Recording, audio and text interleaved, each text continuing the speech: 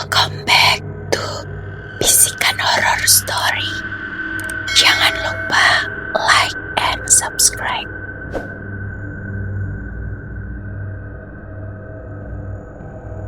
Di gerbang depan sebuah rumah sakit di tengah kota yang sedang diguyur hujan, masuk sebuah motor bebek yang dikendarai oleh seorang pria paruh baya. Motornya melaju pelan ke arah parkiran motor di samping bangunan.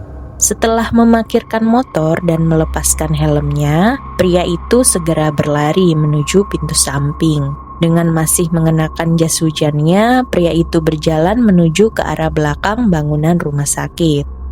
Sesampainya di sebuah ruangan yang cukup besar, segera dia melepaskan jas hujan yang dikenakannya dan menggantungnya. Rudy sudah pulang rupanya. Tak biasanya dia pulang terlebih dahulu sebelum aku datang.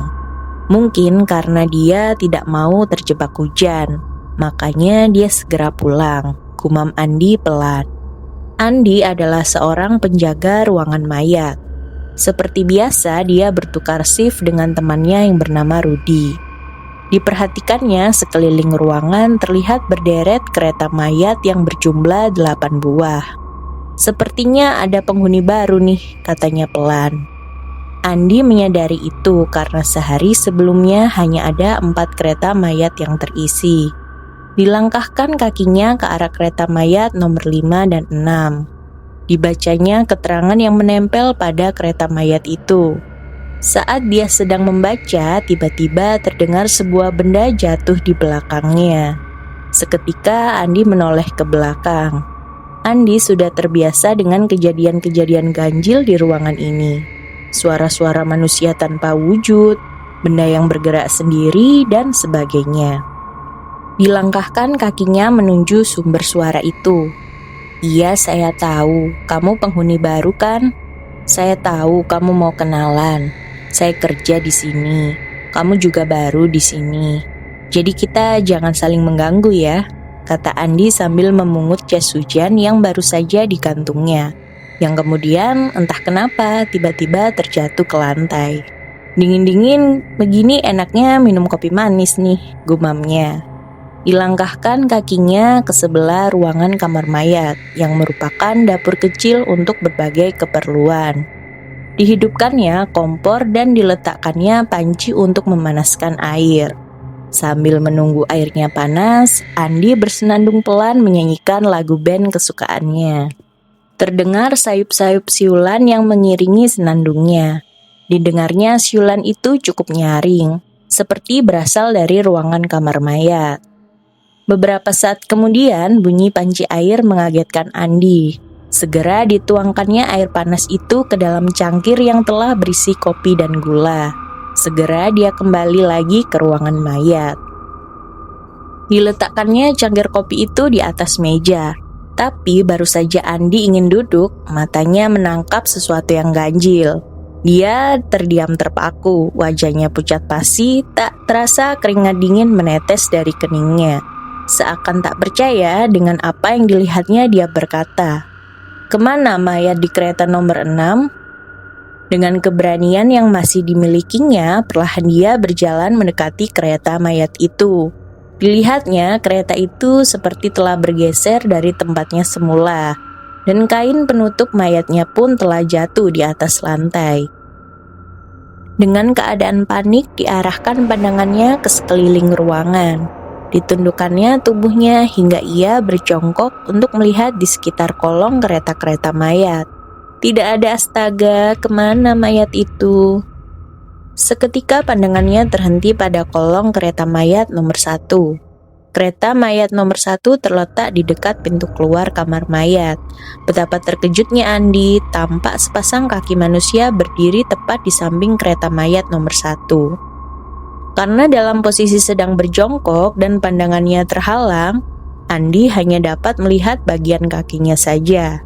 Kakinya seperti kaki manusia, akan tetapi kulitnya berwarna hitam legam dan tanpa alas kaki.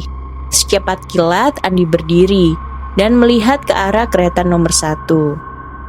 Heran, itulah yang ada di pikirannya sekarang. Tak tampak satupun manusia yang berdiri di sana. Padahal dengan pasti tadi dia melihat sepasang kaki yang sedang berdiri.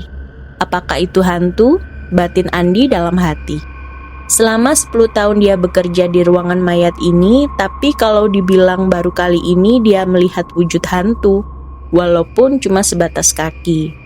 Seakan tak percaya dan ingin memastikannya, kembali cepat-cepat dia berlari ke arah pintu keluar kamar mayat. Siapa tahu memang ada orang yang berdiri tadi di sana. Hanya tampak lorong-lorong kosong dan rintik hujan yang membasahi taman kecil di depannya. Seketika hawa dingin menyelimutinya, tubuhnya menggigil kedinginan. Disilangkannya kedua tangannya di depan dadanya. Cepat-cepat dia berbalik masuk dan menutup pintu kamar mayat.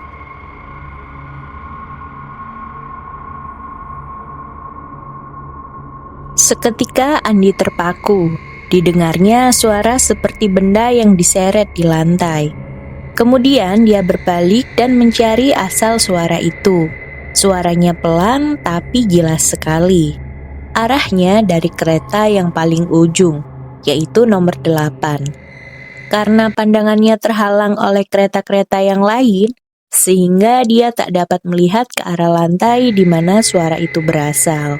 Untuk memastikan benda apa yang membuat suara itu, perlahan dia berjalan ke arah tengah ruangan, agar pandangannya lebih jelas.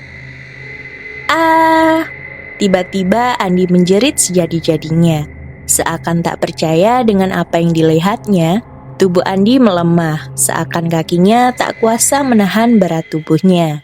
Dia pun jatuh terduduk di lantai. Di hadapannya tampak sesosok makhluk dengan kulit hitam legam dalam posisi merangkak pelan ke arah Andi. Matanya seakan memandang tajam ke arah Andi dengan giginya yang menyeringai marah. Makhluk hitam itu merangkak maju sambil mengeluarkan suara geraman yang membuat Andi tampak ketakutan. Tak kuasa Andi melihatnya, ditutupnya wajahnya dengan kedua telapak tangannya. "Pergi, jangan sakiti aku," pekik Andi gemetar. Semakin lama suara geraman itu semakin jelas, yang sepertinya sudah mulai mendekat ke arah Andi. Tiba-tiba sebuah cengkeraman kuat memegang kedua belah tangan Andi dan menyingkirkannya dari wajahnya. Betapa terkejutnya Andi, sekarang di hadapannya terpampang sosok makhluk hitam dengan wajah setengah hancur di bagian atas kepalanya. Walaupun wajahnya hitam, Andi dapat melihat tetesan darah segar yang mengucur dari atas kepalanya yang hancur. "Kenapa kau membunuhku?" Terdengar suara pertanyaan dari sosok makhluk hitam itu. "Membunuhmu? Apa yang kau bicarakan? Aku tak mengerti," jawab Andi gemetar. "Kau tak ingat apa yang telah terjadi? Aku begini karena ulahmu. Lihatlah aku sekarang, apakah kau tak mengenaliku?" Wujud makhluk hitam itu semakin mendekatkan wajahnya ke hadapan Andi. "Rudy, itukah kau?"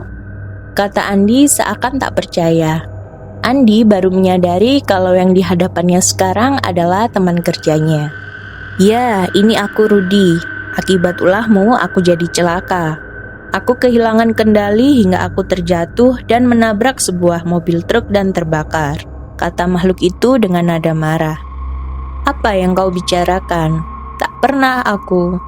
Andi terdiam. Sebelum dia menyelesaikan kalimatnya, tiba-tiba dia teringat kejadian saat di jalan menuju rumah sakit. Saat itu jalanan sedang sepi karena hujan. Hanya beberapa kendaraan roda 4 yang melaju di jalanan. Karena terburu-buru, Andi menambah kecepatan motornya dan mencoba menyalip sebuah mobil di depannya. Saat Andi menyalip, tiba-tiba dari arah berlawanan muncul sebuah motor. Karena terkejut, cepat-cepat Andi menghindar ke arah kiri. Karena teringat akan hal itu, tak terasa air matanya menetes, dan Andi mulai menangis. "Apakah orang yang mengendarai motor itu adalah kau, Rudy?" "Oh Tuhan, maafkan aku." Andi menangis sejadi-jadinya. "Ya Andi, itu aku. Sekarang aku ada di sini, menjadi penghuni ruangan ini selamanya, sama sepertimu," kata makhluk itu sambil tersenyum. hingga menampakkan giginya yang mengeluarkan darah. "Penghuni di sini selamanya bersamamu? Apa maksudmu?" Andi terkejut dengan perkataan makhluk itu. "Kau sama sepertiku, Andi. Kau juga sudah mati. Kau terjatuh dan menabrak sebuah pohon saat mencoba menghindariku," kata makhluk itu sambil tersenyum sinis, dan kemudian dia mulai tertawa hingga mengema di dalam kamar mayat.